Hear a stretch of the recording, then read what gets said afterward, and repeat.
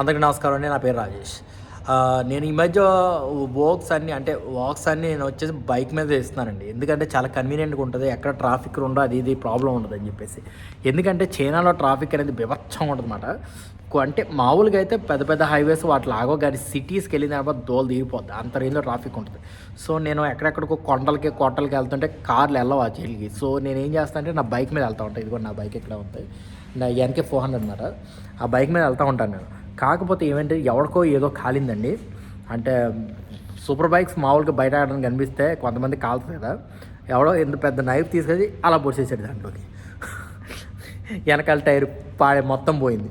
So దాన్ని ఈరోజు change చేశాను అనమాట.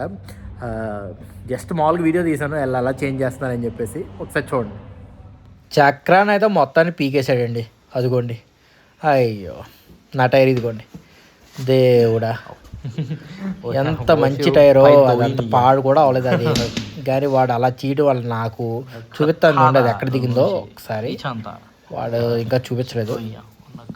అదిగోండి ఎంత పెద్ద నైఫ్ దింపేశాడు చూడండి ఒకసారి. ఎలా దింపేశాడు, టైర్ మొత్తం పోయింది. ఇంకా అంతే, ఇంకా టైర్ మార్చడం తప్ప ఏది లేదు. వాడు ఏమన్నా ఇది కొత్త టైర్ మాట. అమ్మా, ఆ కొత్త టైర్ మార్చడానికి మళ్ళీ నాకు 1000 ఏళ్ళు ఎగిరిపోయాయండి చెప్పాలంటే. అదిగోండి మొత్తానికి అలా పొడిచేసాడు అంతలాగా. చూసారా అసలు అది ఆ టైర్ని బాగు చేస్తామంటే వాళ్ళు ఏమన్నా అంటే నీ బైక్ మీద అలాంటి బైకుల మీదకి వెళ్ళేటప్పుడు నువ్వు అలాంటి టైర్లు పెట్టుకోకూడదు, గౌకర్ ఏదో పేరిందంటే ఫ్యూచర్ నీకు చాలా ఇబ్బంది, సో నీకు సేఫ్టీ ముఖ్యం కాబట్టి నువ్వు టైర్ మార్చేసుకో అన్నాడు. సో టైర్ మార్చేసుకున్నానండి. ఇది మొత్తం వచ్చేసి టైర్ వచ్చేసి 700 యాన్లు అండి. 750 యాన్లు, 750 యాన్లు అండి. అంటే మన కరెన్సీ ప్రకారం ఆల్మోస్ట్ వేసుకోండి 8000 వేసుకోండి. మరి ఇండియాలో ఎంత ఉండదో తెలియదు అది నాకు టైర్ల గురించి. సో 8000 యాన్లు ఏంటి, మళ్ళీ టైర్ మార్చడానికి 100 యాన్లు తీసుకుంటాడండి.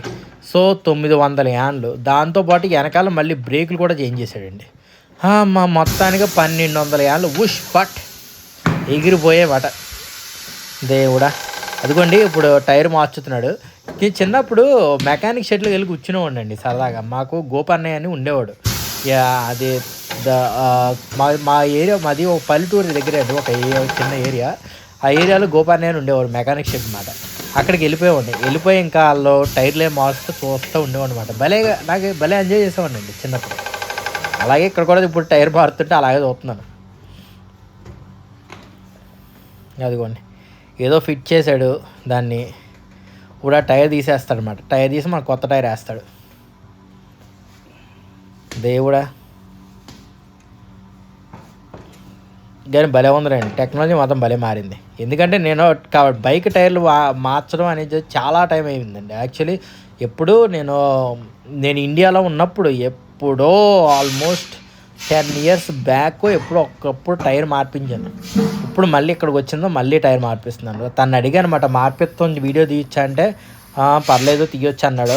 కొంచెం లక్కీగా లేదు, ఎందుకంటే వీడియోలు ఒప్పుకోరండి లోపల వాళ్ళు తీయించడానికి. అది మాట. టైర్ పెట్టేశాడు, దాన్ని నొక్కుతున్నాడు. ఇది ఏం చేద్దాం కూడా నాకు తెలియదు అండి ప్రస్తుతానికి. చూద్దాం.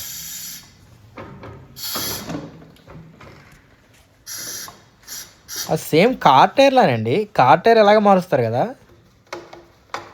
నేను ఇంకా స్పెషల్ ఎక్విప్మెంట్ ఏదైనా ఉంటుందేమో అనుకున్నాను. కార్ టైర్ కూడా ఇలాగ మారుస్తారు కదా. వాడు గ్రీజు ఆయిల్ రెండు కలిపి దానికి టైర్కి రాస్తాను అనమాట. అంటే ఈజీగా వెళ్ళిపోవడానికి అనమాట. అది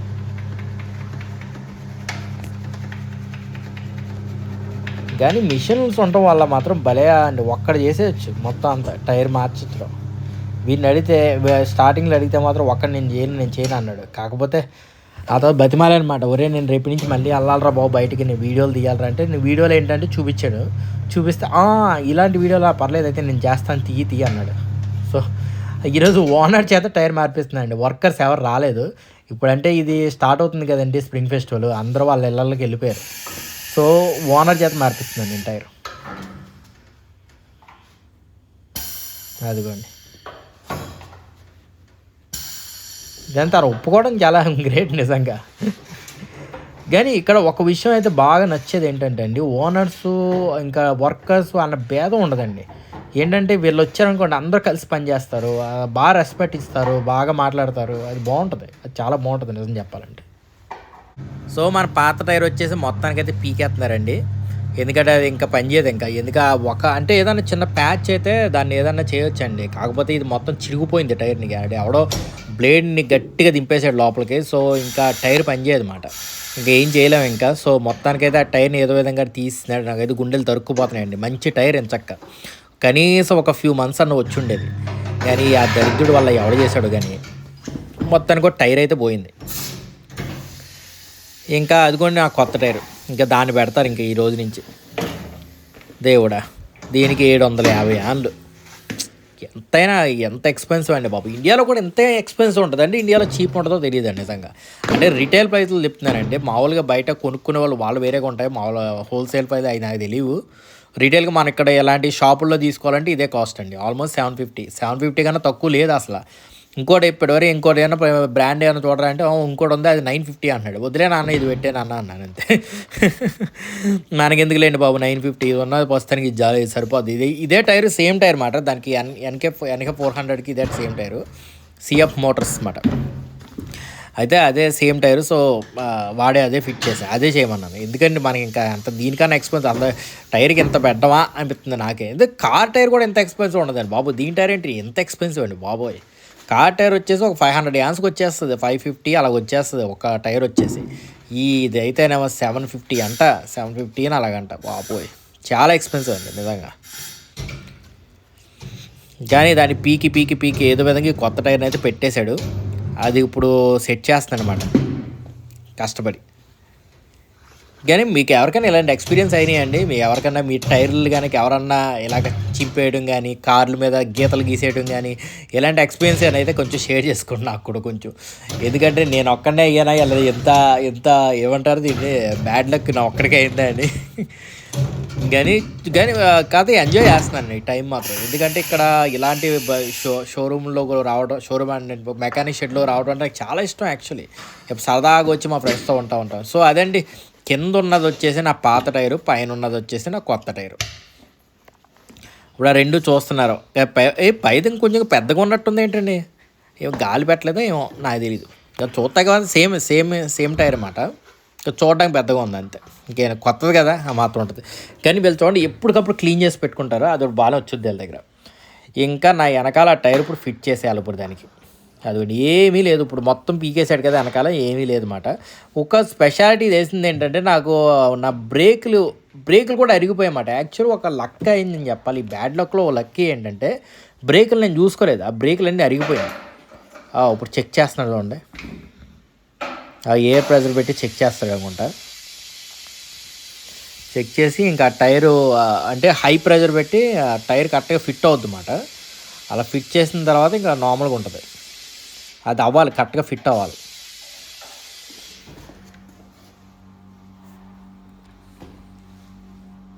అదిగోండి ఫిట్ చేస్తున్నాడు మొత్తానికి. గట్టిగా ఫిట్ చేసిన తర్వాత మొత్తం గాలంతా వదిలేస్తాడు మళ్ళీ ఒకసారి. అలా 2-3 సార్లు చేశాడండి. చేసి కన్ఫర్మ్ చేసుకుని దానికి ఏమీ లేదు ప్రాబ్లం అన్నట్టు కన్ఫర్మ్ చేసుకుని ఆ తర్వాత నాకు ఇంకా మళ్ళీ ఫిట్ చేస్తాడనమాట. చూడండి ఇప్పటికే 4 సార్లు అయిందండి. 4 సార్లు ఇది 5వ సారి. అది చెకింగ్ ఏదో బాగా చేస్తున్నారు నిజంగా. చెక్ చేసి ఇంకా కన్ఫర్మ్ చేసి ఇంకా దానికి ఏ ప్రాబ్లం లేదు అన్నట్టు కన్ఫర్మ్ అయితే ఇంకా పెట్టేస్తారు. ఇదిగోండి ఇప్పుడు చూడండి. ఇప్పుడు ఇంకా కన్ఫర్మ్ అయింది దానికి ఏ ప్రాబ్లం లేదని చెప్పేసి ఇంకా దాన్ని పెట్టేస్తున్నారు ఇంకా నార్మల్గా. ఇంకా దాన్ని వాటర్ జిమ్మి చూశాడు లోపల ఏమన్నా ప్యాచ్లు ఏమన్నా ఉన్నాయా, రిమ్కి ఏమన్నా ప్రాబ్లమా ఏదన్నీ చెక్ చేస్తాడు. టైర్ని క్లీన్గా కడిగి చెక్ చేస్తాడు అనమాట. చెక్ చేయడం మనకి సేఫ్టీ కదండి, దాని మించే ఉంది. దాని డబ్బులే బీభత్సంగా చేయమని. కానీ నేను మాత్రం ఆపనండి. ఇది అసలు అడ్వెంచర్ మాత్రం బండి మీద దిగుతాను. నేను ఎక్కువ బండి మీద తిరుగుతాను. ఇది నిజంగా చాలా కంఫర్ట్ అండి, మామూలు విషయం కాదు. సో ఇప్పుడు ఆ టైర్ని తీసుకొచ్చి ఫిట్ చేస్తున్నారు అనమాట. ఇప్పుడు నాకు తెలిసి ఇగో నా బ్రేకులు, కొత్త బ్రేకులు ఎలా ఉన్నాయి. ఇవి పాత బ్రేకులు, పక్కన చూడండి అవి పాత బ్రేకులు, ఇవి కొత్త బ్రేకులు. అసలు ఏమి లేదు అక్కడ చూడండి. అసలు ఏమి లేదు ఇంకా దానికి. నేను నడిపే స్పీడ్లకి వాటికి ఏమి లేదు ఇంకా దానికి బ్రేకులు. ఇప్పుడు కొత్త బ్రేకులు కొన్నారు. దీనికి వచ్చేసి మళ్ళీ దీనికంతా 200 అండి, 200 యాన్లు. కొత్త బ్రేకులు 200 యాన్లు. దేవుడా, నాకు ఓ రేంజ్లో పేలుతుంది. అదిగోండి బ్రేకులు ఏంటండి బాబు, ఏదో బంగారంతో చేసినట్టు ఆ కలర్ ఇది. వాళ్ళు చెప్పాడు ఈ బ్రేక్లే కావాలని. ఇది కొంచెం ఏమీ లేదు అసలు, అసలు పళ్ళు అనేవి ఏమీ లేవు దానికి, అది ఏ టీత్ లేవు.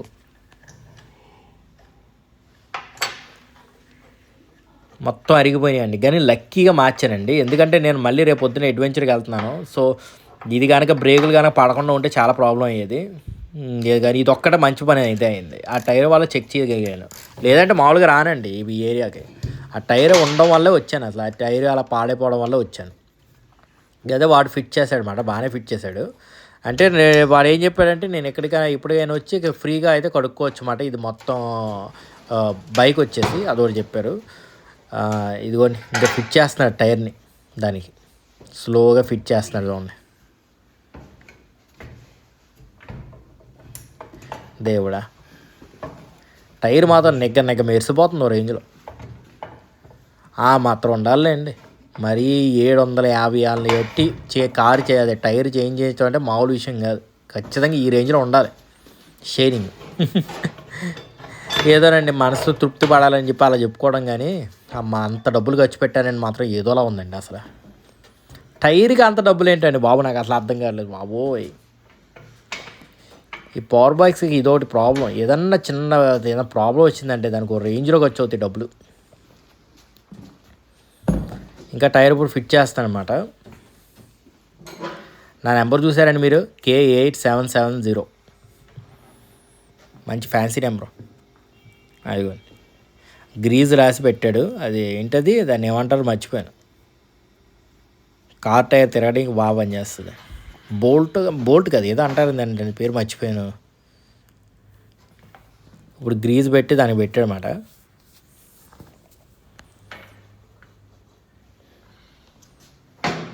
ఇంకా ఇది మధ్యలో ఆ రాడ్ మాట, ఇది అదే టైర్ని మోసే రాడ్, ఇది దానికి కూడా గ్రీజ్ బాగా పూస్తున్నాడు.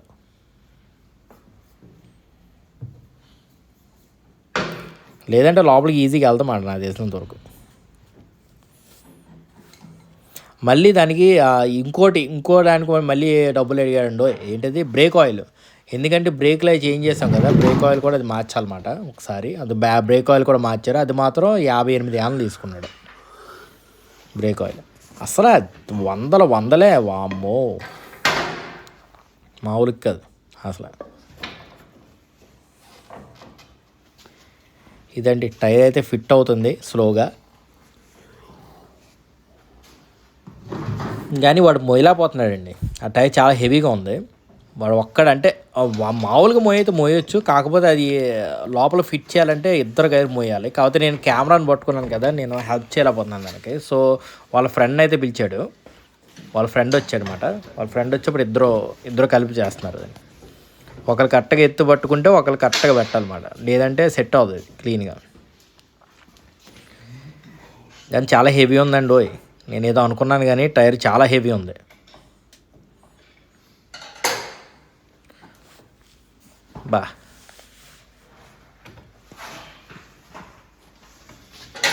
కరెక్ట్గా పెట్టాలన్నమాట, లేదంటే మళ్ళీ ఇబ్బంది. ఎందుకంటే మళ్ళీ నేను ట్రావెలింగ్ చేసేది ప్రతిరోజు ఎంతంటే మ్యాక్సిమం 100 కిలోమీటర్స్ వెళ్ళిపోతున్నానండి. ఇక్కడ రోడ్లు చాలా బాగుంటాయి అన్నమాట.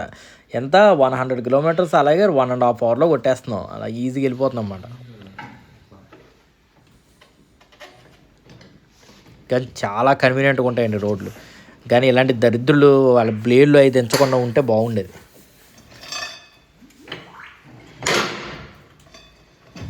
కానీ ఇదైతే హెవీగానే ఉందండి.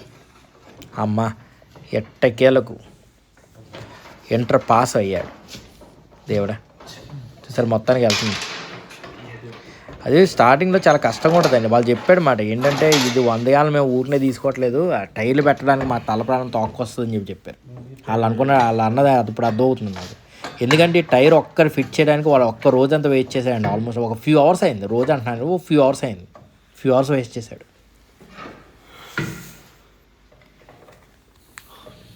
ఇంకా ఫిట్ అవ్వలేదు ఆ టైరు నాకు. ఇంకా రేపైతే వెళ్ళాలి కంపల్సరీ. రేపు పొద్దున్న ఇంకొక జర్నీ ఉంది. ఆ జర్నీ ముందు ఇది ఏదో విధంగా ఫిట్ అయిపోవాలి. ఇది ఫిట్ అయితే అప్పుడు మనకి ఏదైనా చేయడానికి ఉంటుంది.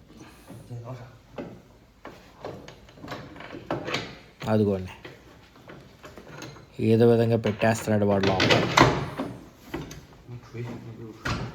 అమ్మ వెళ్ళిందండోయ్ ఇప్పటికి దేవుడా.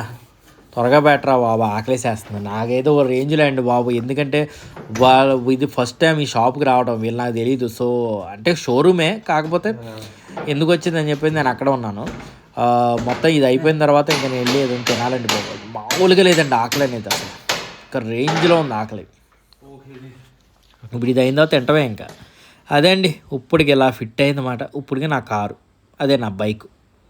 మీకు ఏమనుకుంటున్నారు కామెంట్లో చెప్పండి. సో గాయస్, అలా చేంజ్ అయిందండి కొత్త టైరు.